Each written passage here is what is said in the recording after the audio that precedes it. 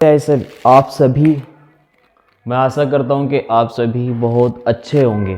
चलिए, जैसे आपने पिछली कक्षाओं में देखा था कि हमने घातांक के नियम के बारे में पढ़ा था, वहाँ हमने 3 घातांक के नियम पढ़े थे। भाई जो पहला नियम पढ़ा था हमने वो ये वाला पढ़ा था कि कोई बेस x है और उसकी पावर n और मल्टीप्लाई कोई बेस y और उसकी पावर n, तो हमने पढ़ा था x इंटू वाई की पावर n, ठीक है ना, यानी बेस की आपस में मल्टीप्लाई कर ली थी।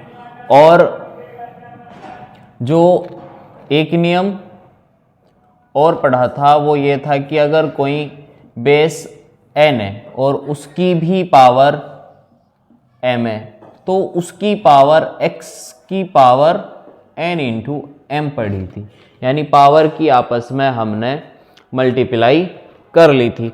चलिए फिर तीसरा नियम जो हमने बेटा पढ़ा था वो ये वाला था कि जो कोई बेस हमारे पास x है और उसकी पावर n मल्टीप्लाई y की पावर n, यहाँ मल्टीप्लाई की जगह हमने बेटा डिवाइड पढ़ा था। क्या पढ़ा था? डिवाइड। और इजिकल टू में हमने बेस को आपस में डिवाइड कर दिया था, तो ये बन गया था, ठीक है, n पावर n। तो जो आज हम पढ़ने वाले हैं वो ये है कि भाई रूल नंबर जो 4 में अगर हम पढ़ेंगे तो वो ये है कि अगर हमारे पास कोई बेस x है और उसकी पावर n है, ठीक है, और मल्टीप्लाई में, और दूसरा जो दूसरी वाली टर्म्स है वो भी x है और उसकी पावर m है, तो हमने क्या करना सर? हमने क्या करना है, यानी कि दो टर्म है हमारे पास, एक टर्म है x की पावर n और दूसरी टर्म x की पावर m। ध्यान से कि अगर ये है तो x की पावर n, दूसरी बात x की पावर m। तो हमने क्या है कि जब बेस हमारे पास सेम है तो हमने क्या करना बेटा? हमने पावरों को जोड़ देना है, पावरों को जोड़ देना है। जब बेस सेम हो तो पावर क्या कर देंगे? मल्टीप्लाई में जोड़ देंगे, यानी दो बेस और पावर अलग है और वे दोनों आपस में मल्टीप्लाई में, तो हमने क्या कर देना है? पावरों को ऐड कर देना और बेस को एक बार ऐसे का ऐसे ही लिख देंगे। दूसरी बात समझो भाई, इसके ऊपर अगर एग्जाम्पल देखे तो बेटा एग्जाम्पल समझो, जैसे कोई 2 की पावर 3, ठीक है, मल्टीप्लाई 1 की पावर 2, 1 की पावर 2, नहीं, बेस तो हमने सेम रखना ना बेटा। देखो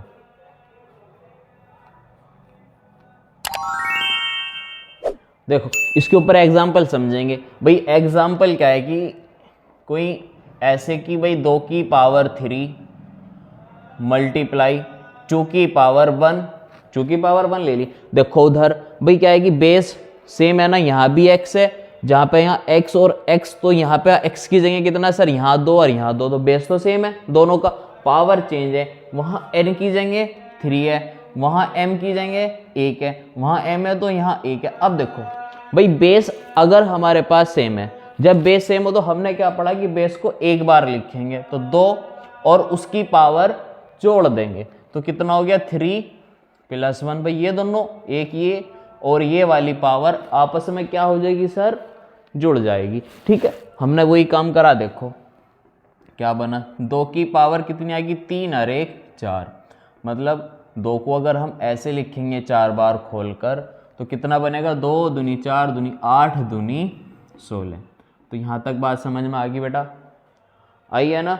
चलो आगे देखते भाई। अगर सेकंड एग्जाम्पल अगर हम ले लें 1/2 की पावर 3 और उसकी पावर 1/3, ठीक है, और यहाँ है मल्टीप्लाई 1/2 और उसकी पावर 8 मल्टीप्लाई 1/8, ऐसे इसकी पावर है 1/8, ठीक है।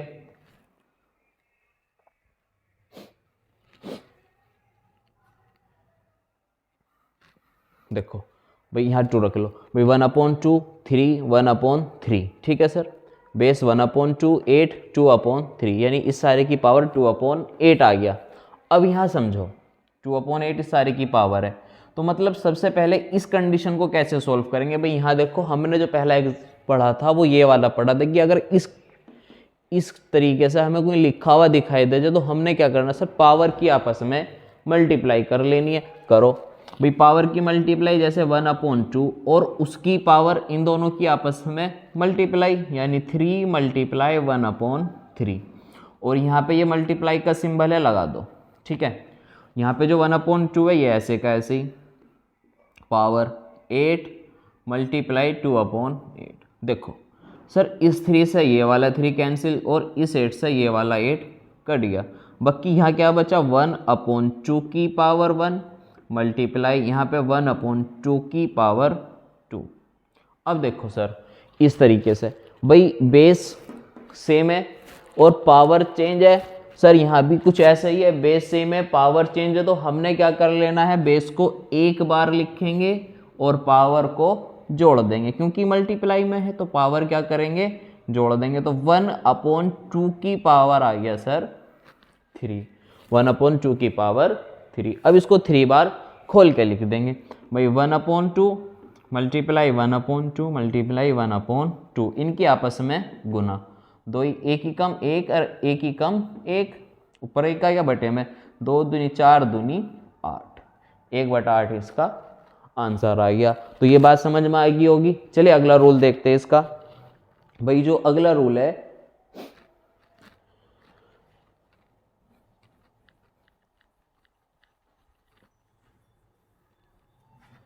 देखो भाई अगला रूल, अगर कोई बेस हमारे पास x और उसकी पावर n, ठीक है, यहाँ मल्टीप्लाई है तो अब के हम यहाँ पर डिवाइड रख लेंगे, डिवाइड वाला समझेंगे। और फिर भी ऐसा ही और पावर चेंज, तो सर क्या करेंगे, यानी कि x की पावर n डिवाइड x की पावर m, यानी इस तरीके से हमारे पास कोई 2 टर्म आ जाए, है ना भाई। एक टर्म इस तरीके से देखिए, दूसरी टर्म इस तरीके से, और उनका बेस सेमर वे है सर डिवाइड में, भाई x की पावर n और डिवाइड x की पावर m, तो बेस सेम है ना, बेस सेम पावर चेंज, और किस में सर, डिवाइड में। तो अब हम क्या करेंगे, हमने मल्टीप्लाई में इनको जोड़ा था तो डिवाइड में सर इसको घटा देंगे, सेम ऐसे ही लिखेंगे, बस घटा देंगे, यानी x की पावर n माइनस m कर देंगे। आई बात समझ में। इधर देखो, इधर समझो भाई, अगर हमने लिया सर 3 की पावर 3, ठीक है, और डिवाइड 3 की पावर 2 रख लिया, 3 की पावर 2 ले लिया। सर देखो उधर यहाँ x है और यहाँ पर x की जगह 3 है, ठीक है, n की जगह सर यहाँ 3 है और m की जगह यहाँ पे 2 है। तो क्या हुआ कि सर 2 टर्म है, एक तो है 3 की पावर 3 और दूसरी 3 की पावर 2। इस तरीके समझो, टर्म की वजह समझा रहा हूँ भाई। एक ये अलग हो गई, मान लो कि अरे एक ये वाली अलग है, तो 3 की पावर 3 और 3 की पावर 2, इन दोनों में हमने दिखा क्या है कि जो बेस है वो सेम है और पावर चेंज है सर। बेस सेम और पावर चेंज हो तो क्या करेंगे, पावर को घटा देंगे। जब डिवाइड में हो तो जब डिवाइड में है तो पावर क्या करेंगे, घटा देंगे। अब देखो बेस को एक बार ऐसे ही लिखा, बेस कितना 3 और पावर घटा देंगे, तो यानी 3 - 2, तो आया कितना सर, यहाँ पर तो 3 है और 3 की पावर 3 में से 2 गया, बचा कितना 1। अब 3 को एक बार खोल के लिख देंगे, तो सर आंसर ही आ गया हमारा 3।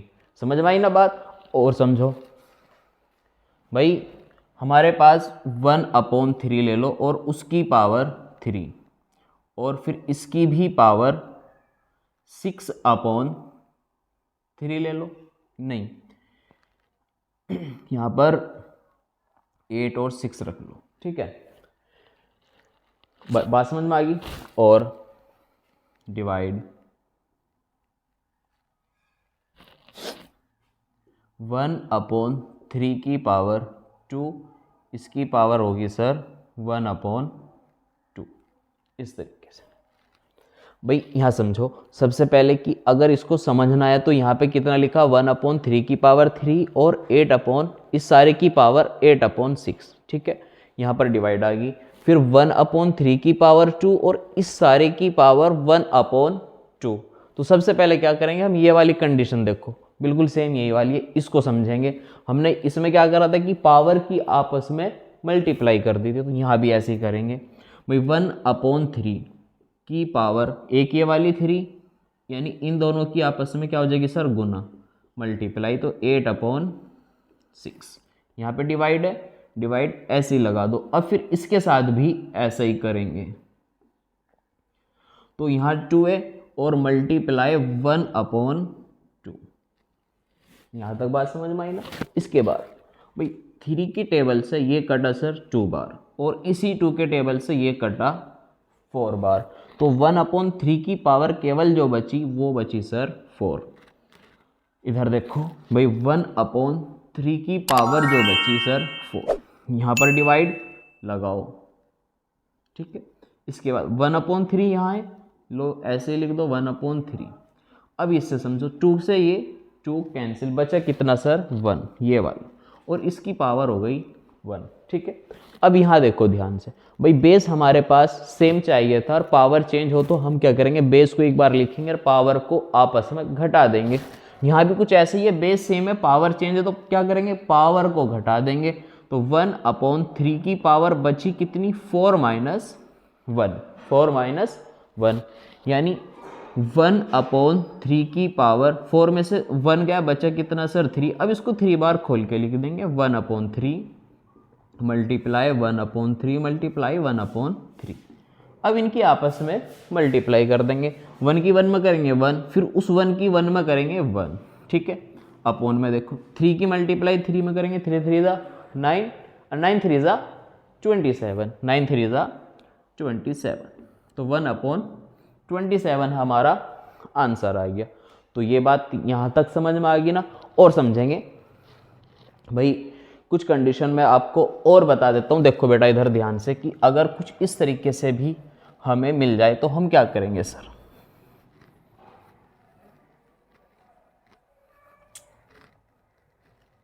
इधर देखो बेटा, अगर हमारे पास कोई इस तरीके से कि x कोई बेस है और उसकी पावर 0, तो उसकी वैल्यू डायरेक्टली हम 1 रख देंगे। कुछ x की जगह हमें कोई से भी नंबर मिल जाए, कुछ भी, और उसकी पावर केवल 0 हो, तो उसका डायरेक्ट मान कितना आएगा सर, 1। आगे बात समझ में देखो भाई, जैसे कि -4 की पावर,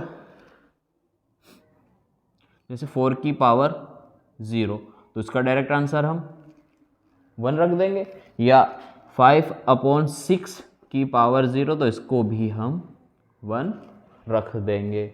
यहाँ तक बात समझ में आ गई, क्लियर है। उसके बाद यहाँ समझो बेटा कि अगर -x ये इस तरीके से लिखा हुआ है, तो हम इसको लिख सकते हैं अगर प्लस में कन्वर्ट करके, तो इसको 1/x, एक इस तरीके से। ये बात समझ में आ गई। और समझो, इन्हें इधर लिख दूं मैं, ठीक है ना, फिर इसके ऊपर थोड़े से एग्जाम्पल समझ लेंगे। x की पावर 0 = 1, और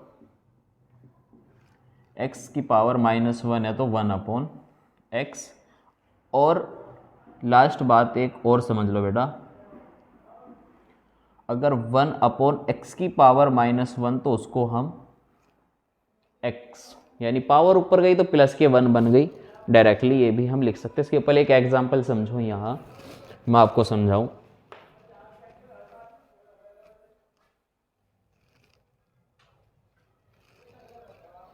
भाई 10 मल्टीप्लाई 10 मल्टीप्लाई 10 की पावर -4 मल्टीप्लाई 10,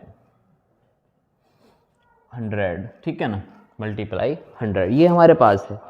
अब सर हमने इसमें क्या करना, अब यहाँ समझो भाई, अगर हम इसकी आपस में मल्टीप्लाई करेंगे, और ये इधर कितना 100, और 10 की 10 में करेंगे तो कितना आना सर 100। दूसरी बात, इधर कितना मल्टीप्लाई 100, मल्टीप्लाई ये वाला माइनस में है, और माइनस को हम प्लस में कन्वर्ट कर सकते, क्योंकि हमने अभी सीखा है इस वाले फॉर्मूले से, क्योंकि इसको हम नीचे ले आएंगे तो पावर प्लस में हो जाएगी सर। तो इसको हम लिख सकते हैं 10 की पावर 4 प्लस में। यहाँ तक बात समझ में आ गई। अब और समझो भाई, 100 मल्टीप्लाई 100, देखो मल्टीप्लाई 1 अपॉन, इसको हम 4 बार बेटा खोल के लिख सकते हैं। देखो इन दोनों की आपस में मल्टीप्लाई करेंगे तो 100, यानी इन दो से 100 कैंसिल। इन दोनों की आपस में मल्टीप्लाई करेंगे तो इन दोनों से ये वाला भी 100 कैंसिल। आई बात समझ में? क्लियर है ना? यहाँ तक कि हमने इसका कैसे इस्तेमाल करा बेटा। अब अगर हमारे पास कुछ ऐसे हैं, माइनस के 100 की पावर -4 मल्टीप्लाई 10 की पावर 5, ये है सर। अब क्या करेंगे, अब कैसे करेंगे समझो बेटा। इधर भाई ये जो 100 है इसको हम नीचे ले आएंगे तो प्लस का बना लेंगे, तो 1/100 की पावर 4 मल्टीप्लाई ये 10 की पावर बेटा 5 प्लस की, तो ऐसे ही रहने दो। अब देखो इसको हम 5 बार खोल के लिखेंगे, यानी 10 मल्टीप्लाई 10, 5 बार लिखा। अब नीचे देखो 100 की पावर 4 है, तो 100 की पावर 4 को भी सर 10 4 बार लिखेंगे। क्लियर यहाँ तक? अब देखो हमने यहाँ 4 बार इसको भी 100 को लिख लिया और 5 बार हमने 10 को ऐसे करके लिख लिया। अब देखो बेटा अगर हम इन दोनों की आपस में गुना करेंगे तो कितना आएगा 100, और इस 100 से ये वाला 100 कैंसिल, और इनकी आपस में 100 तो इससे ये, और 10 से ये वाला 10 बार खत्म। अब देखो इधर ऊपर तो सब कुछ कट गया तो बचा केवल ओनली 1। अब नीचे कितना बचा 10 मल्टीप्लाई 100, 10 मल्टीप्लाई 100। अब देखो भाई 1/100 की 100 में 10 की 100 में मल्टीप्लाई करेंगे तो 1030। अब अगर इसको आप देखो तो 30 का मतलब यानी कि अगर आप 10 मल्टीप्लाई 10 ऐसे लिखोगे तो उसका भी तो मतलब 100 ही है ना। तो आप इसको 3 बार लिख सकते हो, यहीं पे लिख लो बेटा, यहाँ देखो यहीं पे ही लिख लो, ऊपर ही लिख लो। तो इसको आप लिख सकते हो 10, अब इसको 2 बार, तो 1/10 की पावर 3, भाई जितनी बार उतनी पावर लिख लो। अब पावर ऊपर पहुँचाएंगे तो क्या की हो जाएगी सर माइनस की, तो इसका डायरेक्टली कितना आ गया 10 की पावर -3। तो मुझे आशा है कि आप यहाँ तक की पूरी वीडियो क्लास ये अच्छे से समझ चुके होंगे। ये बेसिक था, घातांक के नियम थे कुछ जो हमने ये समझे, कुछ ये समझे, और कुछ पिछली वीडियो में जो थे उसे भी देख लेना। जिसने वो वीडियो नहीं देखी वो पिछली वीडियो में जाकर देख सकता है। तो यहाँ तक कि ये बेसिक ही जो होता है वो हम क्लियर कर चुके। ठीक है, मिलते हैं फिर नेक्स्ट वीडियो के साथ।